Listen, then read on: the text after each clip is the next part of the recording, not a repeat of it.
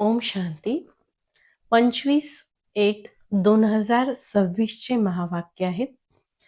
आज अव्यक्त बापदादांचे महावाक्य आहेत आणि आज रिवाइज कोर्स अर्थात पुनर्चलित मुरली 2/4/2008 चे महावाक्य. मुरलीचं टायटल आहे अव्यक्तवाणीच्या. यावर्षी 4ही विषयामध्ये सर्वोच्च अनुभवी बना, तसेच लक्ष्य व लक्षण याला समान बनवा. आज पूर्ण मुरलीमध्ये सुरुवात बाबांनी संतुष्ट मणीपासून केलेली आहे.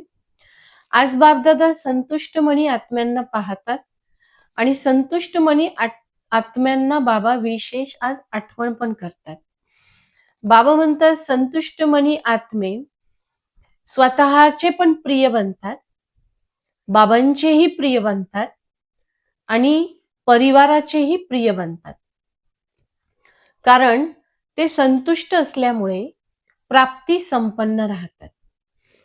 कारण बाबा म्हणतात संतुष्टतेची शक्ती श्रेष्ठ शक्ती आहे आणि संतुष्टता दुसऱ्या शक्तींना सुद्धा आव्हान करते.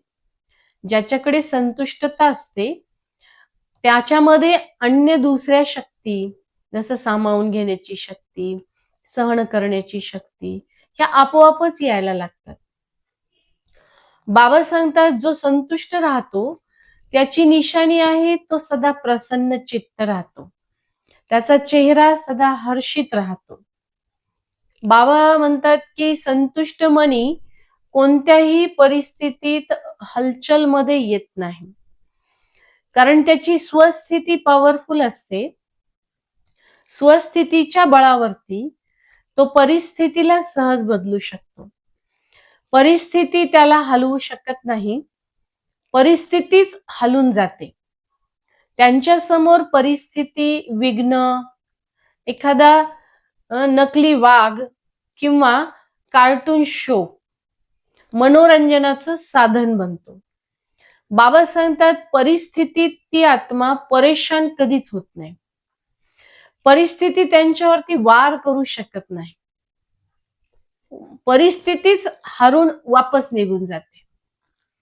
म्हणूनच त्यांना अतिंद्रिय सुखाची अनुभूती होत राहते. बाबा म्हणतात आधी तुम्ही स्वतःला चेक करा आणि मग हळूहळू परिवर्तन करा. आत्मविश्लेषण करा, आत्मपरीक्षण करा आणि बदल करा. बापदादा रोज अमृत वेलेला भिन्न भिन्न रूपांनी आपल्या सर्वांना भेटतात आणि रोज वेगवेगळे वरदान आपल्याला देतात. पण बाबा म्हणतात मी सर्वांना सारखं वरदान देतो, सारखी पालना देतो, सारखी मदत करतो, परंतु घेणारे मात्र नंबरवार आहेत. दाता एक आहे, दाता एकसारखं देत आहे, मोठ्या मनाने फ्रॉक दिल मोठ्या मनाने देत आहे, परंतु घेणारे मात्र एकसारखं घेत नाहीत. तर बाबा म्हणतात त्याचं कारण काय आहे? मग बाबा आपल्याला कारण सांगतात. ते 2 शब्द आहेत, कधी कधी आणि थोडं थोडं. कारण बाबा म्हणतात की ब्राह्मणाच्या शब्दकोशातून हे 2 शब्द निघूनच गेले पाहिजे. कोणते? कधी कधी आणि थोडं थोडं. हे 2 शब्द बाबांना आवडत नाही. बाबा म्हणतात की अविनाशी बाप अविनाशी प्राप्ती करून देत आहे आणि आत्मा सुद्धा अविनाशी आहे. पण श्रेष्ठ असतानाही, अविनाशी आत्मा असतानाही प्राप्तीमध्ये नंबर होत आहे. त्याचं कारण आहे कधी कधी. बाबाला पाहिजे सदा. बापदादा नेहमी म्हणतात की माझे सर्व बच्चे मास्टर सर्वशक्तिवान आहेत, परंतु समान आणि संपूर्ण बनण्यामध्ये फरक होत आहे. कोणता खेळ खेळतात मुलं?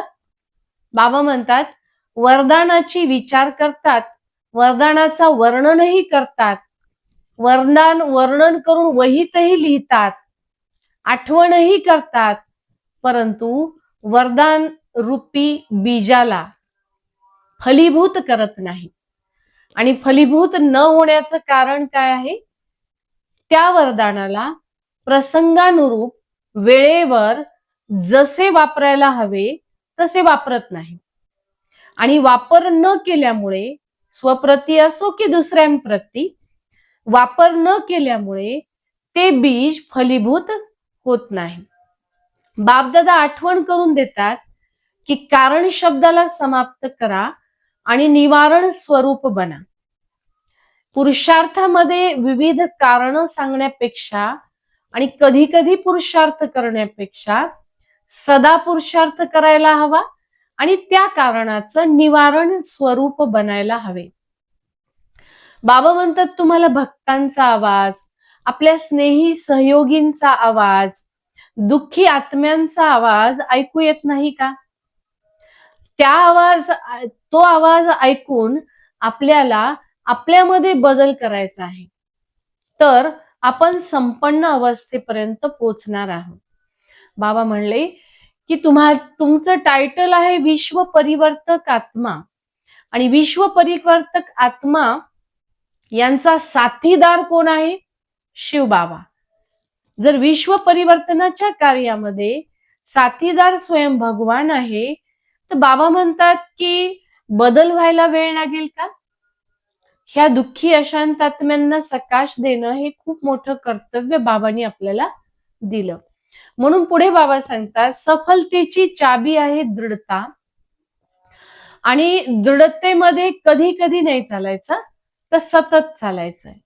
आणि चालताना सुद्धा करूत, बघूत, वेळ मिळाला तर, किंवा चालत तर आहोतच ना, करत तर आहोतच ना, असे शब्द वापरायचे नाही, कारण बाबांना हे शब्द आवडत नाही.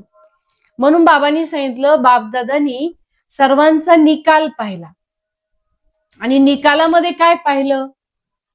बाबा म्हणतात ज्ञानी आहेत, योगी आहेत, धारणा स्वरूप मुलं आहेत, सेवाही करतात, परंतु कशामध्ये कमी आहे?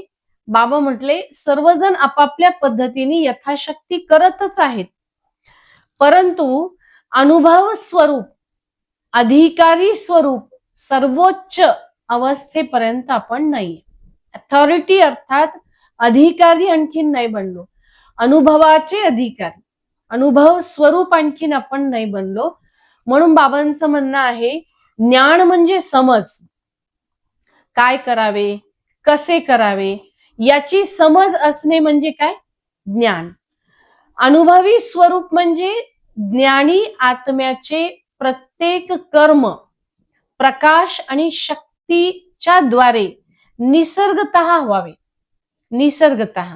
निसर्गतःचा सरळ सरळ अर्थ आहे, परमात्म्याचं म्हणणं आहे की तुम्ही स्वतःला अनुभवी स्वरूप बनवा.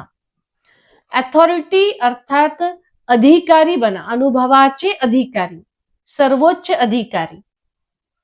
धारणेत सर्व गुण प्रत्येक कर्मात आपल्या दिसायला पाहिजे, मग माया आपोआपच संपेल. आता याची गरज जास्त आहे असं बाबांचं म्हणणं आहे, कारण अनुभवी स्वरूपच अधिकारी बनू शकतात. बापदादा म्हणतात की एका विषयात सर्व मुले पास आहेत, आणि तो विषय आहे सेवा. बाबा सांगतात की बापदादांचं जवळ बच्चांचं, मुलांचं रेकॉर्ड आहे की उमंग उत्साह मुलांचा चांगला आहे, पूर्ण समाचार बाबांना देतात, तपशील बातमी देतात की आम्ही आज इथे सेवा केली. परंतु बाबा म्हणतात त्याची शुभेच्छा सर्वांना तर आहेच, पण आता वेळ मात्र अचानकचा आलेला आहे. अचानक बाबा म्हणतात इतके आदिरत्न, कितीतरी विशेष सेवाधारी अचानक गेले. मग बाबा म्हणतात अचानकची घंटी आता तीव्र झाली आहे. 4 विषयात आता अनुभवी स्वरूप बनायचं आहे, आणि एकाही विषयात जर मार्क्स कमी असतील तर आपण पास विथ ऑनर अर्थात सन्मानासहित पास म्हणवले जाणार नाही. म्हणून कधीही बाबा म्हणतात बाबांच्या गळ्यातला हार जर बनायचा असेल तर आपल्याला चारही विषयात मार्क्स हवे, एकाही विषयात कमी मार्क्स नकोय. हात जेव्हा उचलायला सांगतात बाबा की लक्ष्मीनारायण बनायचंय की राधाकृष्ण की राम सीता, तर सर्वजण म्हणतात आम्हाला लक्ष्मीनारायण बनायचंय, त्यांच्या राज्यात जायचंय. बाबा म्हणतात हात उचलला त्याची तर सर्वांना शुभेच्छा आहेच, परंतु गळ्यातला हार बनायचं असेल तर तीव्र गतीने पुरुषार्थ करावा लागेल. आसपासचं वायुमंडल आपल्याला शक्तिशाली बनवावं लागेल. बाबांनी इशारा नेहमी दिलेला आहे आणि आजच्या मुरलीमध्येही बाबांनी इशारा दिला, अचानक आणि एव्हर रेडी. सर्व काही अचानक होणार आहे, त्यामुळे आपण तयार राहा. ब्रह्मा बाबांनी सुद्धा मुक्तीचं गेट उघडण्यासाठी तयार आहेत, प्रतीक्षा करत आहेत. ऍडव्हान्स पार्टी सुद्धा वाट पाहत आहे. तुम्ही वाट न पाहता आपल्या पुरुषार्थाचा उपाय करा. आता वाट नाही पाहायची, तर आता आपण स्वतः तयार व्हायचंय आणि पुरुषार्थामध्ये पुढे जायचंय. जो म्हणतो त्यांचे अनुभवी अधिकारी बनायचं आहे. बाबा म्हणतात जे फक्त बोलतायत, सांगतायत असं नाही, आपल्याला प्रॅक्टिकल त्याचं स्वरूप, प्रत्यक्ष स्वरूप बनायचं आहे. आणि मनाच्या एकाग्रतेची बाबा शेवटी ड्रिल करून घेतात. आणि व्यायाम कोणता आहे? 3 बिंदी स्वरूप होऊन राहणे. 3 बिंदी अर्थात आत्माबिंदी, शिवबाबा बिंदी आणि जे काही झालं ड्रामामध्ये, नाटकामध्ये, ते सर्व फुल स्टॉप बिंदी. 3 बिंदीचा अभ्यास बाबांनी करून घेतला आणि मग शेवटी बाबा सर्वांना याद प्यार देतात. रुहानी अर्थात आत्मिक पित्याची आत्मिक मुलांना नमस्ते. आपणही म्हणायचे आत्मिक मुलांची आत्मिक पित्यास आठवण, सुप्रभात आणि नमस्ते. आजचं वरदान आहे, धर्म आणि कर्म दोन्ही ठीक संतुलन ठेवणारे दिव्य व श्रेष्ठ बुद्धिवान बना. दिव्य श्रेष्ठ बुद्धिवान भव. कर्म करताना सर्वप्रथम आठवले पाहिजे की धर्म अर्थात धारणेप्रमाणे माझं कर्म होत आहे का? धर्म आणि कर्म याचं ज्याला संतुलन जमतं तर त्याचा प्रभाव खूप चांगला पडतो. कर्म संपल्यावर जर धारणा आठवली तर कर्म चुकले, आणि जिथे कर्म चुकले तिथं फायदा नाही, नुकसान आहे. दिव्य बुद्धिवान त्यांनाच म्हणता येईल जे धर्म आणि कर्म याचं बॅलन्स ठेवतील, संतुलन ठेवतील. म्हणून बाबांनी आज दिव्य बुद्धिवान श्रेष्ठ आत्मा भव असं वरदान आपल्याला दिलं. आजचा सुविचार आहे, आपल्या मनबुद्धीला अनुभवाच्या आसनावर बसून जर राहाल तर कधीही नाराज होणार नाही.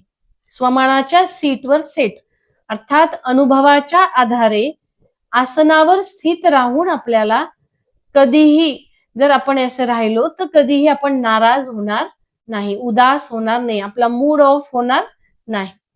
आजचा अव्यक्त इशारा आहे, जीवनमुक्त बंधनमुक्त बनण्यासाठी आज बाबांनी सांगितलं, स्वतःला स्वतंत्र करा, ज्ञान स्वरूप मास्टर ज्ञान सागर बना. स्वतंत्र नसल्यामुळे आपण चुका करतो, कर्मबंधनात अडकतो, तर युक्तियुक्त कर्माद्वारे आपल्याला कर्माच्या बंधनातून मुक्त व्हायचं आहे.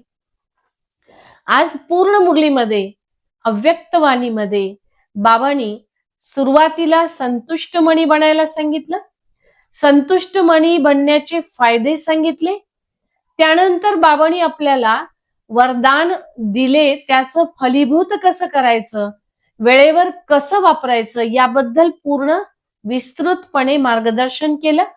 आणि मग बाबा सांगतात की अचानक आणि एव्हरडी नेहमी तयार राहा. आणि जेव्हा आपण तयार असू तेव्हा बाबा तर ब्रह्मा बाबा तर गेट उघडण्यासाठी तयारच आहेत मुक्तीचं. आपल्या सर्वांना उडती कला अर्थात तीव्र पुरुषार्थ करायचा आहे. आणि शेवटी बाबा सांगतात धर्म आणि कर्म या दोन्हीचं बॅलन्स ठेवा, संतुलन ठेवा, तर दिव्य बुद्धीचं वरदान बाबा आपल्याला देतात आणि आपल्याला ते प्राप्त करता येईल. या सर्व गोष्टींना बाबांनी आज खूप सुंदर पद्धतीने आपल्याला महावाक्यांमध्ये मार्गदर्शन केलं, सांगितलं. त्याला आज दिवसभरामध्ये आपल्याला आचरणात आणायचं आहे. अच्छा. ओम शांती.